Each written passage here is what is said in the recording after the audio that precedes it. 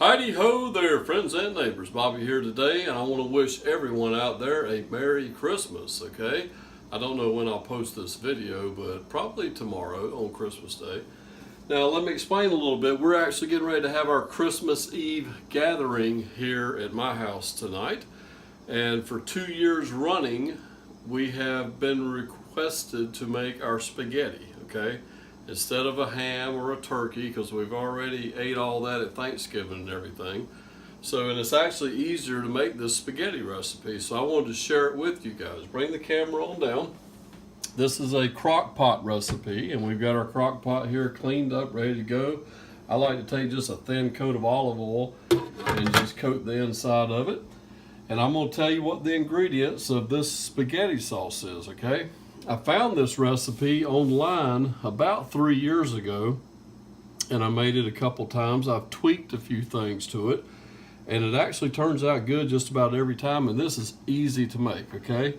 We're going to start with 4 cans, 28-ounce cans of crushed tomatoes, okay?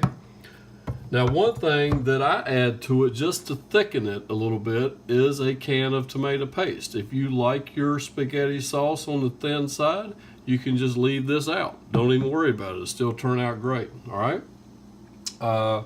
In this bowl here, we have our spices, and you're going to use 4 tablespoons of basil, okay? Dried basil, 4 tablespoons. You're going to use 1 tablespoon of pepper. I like the coarse ground pepper, okay? 1 tablespoon of that, and 1 tablespoon of sugar, okay? So there's your spices that are going inside your spaghetti sauce. Now over here in the bowl, we have a whole bell pepper chopped up.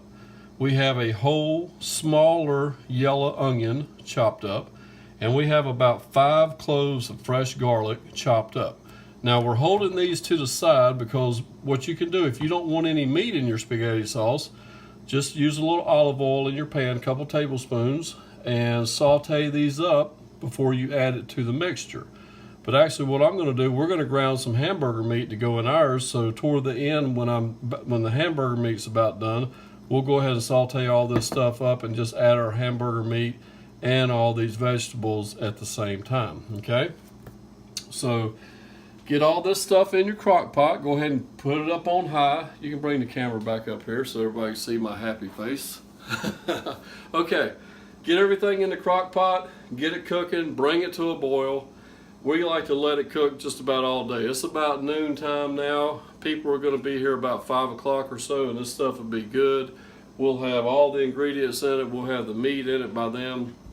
And then toward the end, you want to add about 2/3 of a cup of Parmesan cheese, okay? Toward the end, about 30 minutes or so before you're getting ready to eat, okay? Or you can add a little bit more. More cheese is always better, okay? So guys, this is a simple recipe on making some homemade spaghetti, okay? And I found it to be very easy, and I mean, you know, I'm no great cook, so if it's going to be a recipe, it's got to be pretty simple for me. But guys, give this one a try. Guys and gals, give this one a try, and I'm sure you'll like it. Have a great day, Merry Christmas, and a Happy New Year. Okay, folks, I thought I'd add a little extra to this video, just to give you a little bit of instruction on adding some meat. Actually, we've taken almost 3 pounds of hamburger meat here. About half of it's a 93.7 and the other is an 80/20. We just kind of blended them together. We browned it up, and we've got our pan sitting here at an angle so all the grease will run down to this corner, and we're just taking a little ladle here and pulling out the majority of this grease, okay? We're not going to strain it and rinse it and all that. We want a little bit of that grease in there for flavor. So we're going to go ahead and keep doing this right quick. Get a little bit more of this grease out, and then we'll throw all them veggies in and saute them up while this hamburger meat continues to brown a little. Okay, now we've got our hamburger back up on the hot plate here, and we're going to go ahead and add all these vegetables. Remember, that's 1 green pepper, 1 onion, and about 5 cloves of garlic. And we're going to go ahead and stir in all this and keep moving it around until our vegetables saute up good. and then we will be ready to add it to our spaghetti sauce mixture. Guys, I just got to tell you, this is like heaven to my nose right here. You can smell them bell peppers and them onions and garlic just cooking up in here. You know if it smells good, it's got to be good.